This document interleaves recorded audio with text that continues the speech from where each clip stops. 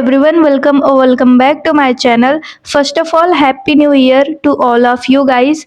I hope आप सबका ये साल बहुत अच्छे से बीते एंड हाँ, आप बहुत अच्छे से पढ़ाई करो और सक्सेस हो जाओ अपनी लाइफ में, अपने सेमेस्टर एग्जाम में। तो 2026 का जस्ट स्टार्टिंग है अभी, और अगर आप अभी से अच्छे से पढ़ाई करेंगे तो आपका साल सच में बहुत अच्छा जाएगा।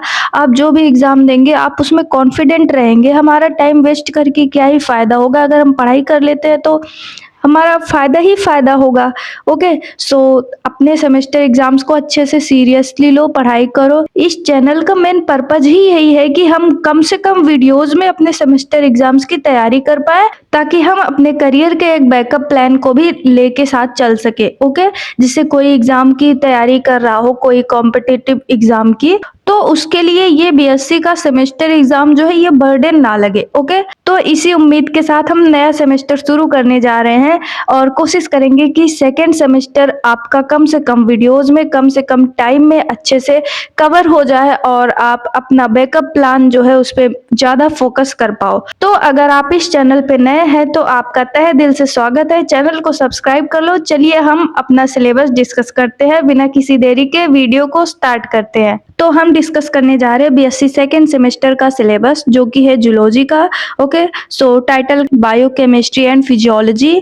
ये जो सिलेबस है ये जो परसू यानी कि जो रज्जू भैया यूनिवर्सिटी है और इससे सिमिलर बहुत सारी यूनिवर्सिटीज का जो सिलेबस है वो रज्जू भैया यूनिवर्सिटी के सिलेबस से मिलता जुलता है। जितनी भी यूपी की यूनिवर्सिटीज है उनकी ज्यादातर सिमिलैरिटीज होती हैं परसू सिलेबस के साथ। ओके, तो आपका जो कोर्स टाइटल है जूलॉजी का बायोकेमिस्ट्री एंड फिजियोलॉजी है अगर, तो ये वीडियो आपके लिए है। तो अब हम डिटेल में देखने वाले हैं यूनिट वाइज क्या सिलेबस है।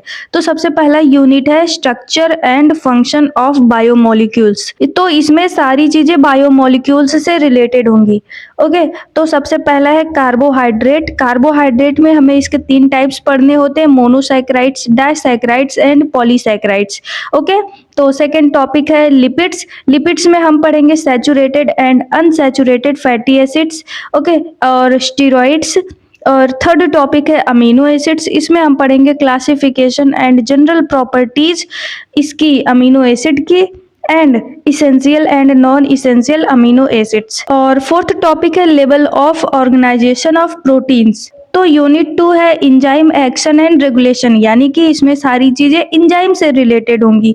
ओके, सो इसमें हम पढ़ेंगे properties, nomenclature and classification of enzymes, cofactor and specificity of enzyme action, isoenzyme mechanism of enzyme action, factors affecting rate of enzyme catalysed reactions, Michaelis Menten equation, concept of KM and Vmax, enzyme inhibition. Okay, ये सारे topics हम देखेंगे। तो unit 3 है metabolism of carbohydrates and lipids.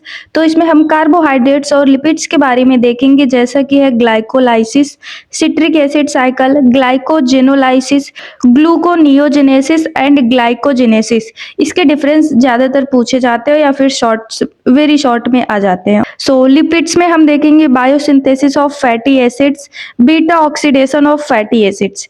अब हम देखते हैं यूनिट 4, जो कि है metabolism of proteins and nucleotides.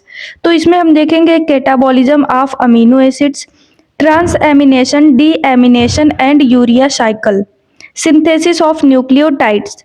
Okay, ये सारे टॉपिक्स है यूनिट 4 में। यूनिट 5 है डाइजेशन एंड रिस्पायरेशन।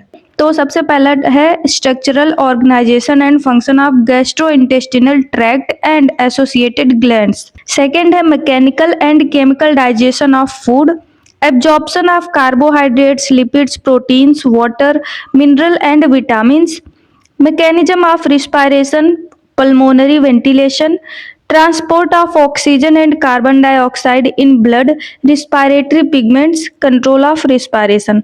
ये सारे टॉपिक्स है जो कि हम यूनिट 5 में पढ़ेंगे। यूनिट 6 है सर्कुलेशन एंड एक्सक्रीशन। तो इसके टॉपिक्स है component of blood and their functions, structure of mammalian heart and cardiac cycle, cardiac output and it's regulation. Circulation में हम ईसीजी भी देखेंगे, electrocardiogram and structure of kidney and it's functional unit, mechanism of urine formation. तो ये दोनों जो topic है ये हो जाएंगे एक्सक्रीशन के। ओके, यूनिट 7 है नर्वस सिस्टम एंड एंडोक्रिनोलॉजी। तो इसके टॉपिक्स है structure of neuron, resting membrane potential, origin of action potential, propagation of action potential in myelinated and unmyelinated nerve fibres, endocrine glands, pineal, pituitary, thyroid, parathyroid, pancreas, adrenal hormones secreted by endocrine glands. Okay, classification of hormones, mechanism of hormone action, यहाँ पे comma, ये अलग अलग topics है। Unit 8 है muscular system. तो इसमें हम पढ़ेंगे histology of different types of muscles, ultra structure of skeletal muscle, molecular and chemical basis of muscle contraction. Okay, तो इसमें हम मस्कुलर सिस्टम के बारे में देखेंगे। सो बेसिकली हम पूरा इसमें ह्यूमन फिजियोलॉजी पढ़ ले रहे हैं। ओके, सो यूनिट 5, 6, 7, 8 ये सारा पूरा बेस्ड है ह्यूमन फिजियोलॉजी पे। तो जो कि हमने 11th में बहुत अच्छे से पढ़ा है, हमारी 11th की बायो में है ह्यूमन फिजियोलॉजी, बस उन्हीं को रिवाइज करना है एक प्रकार से। ओके, तो ये है पूरा हमारा जूलॉजी का सिलेबस।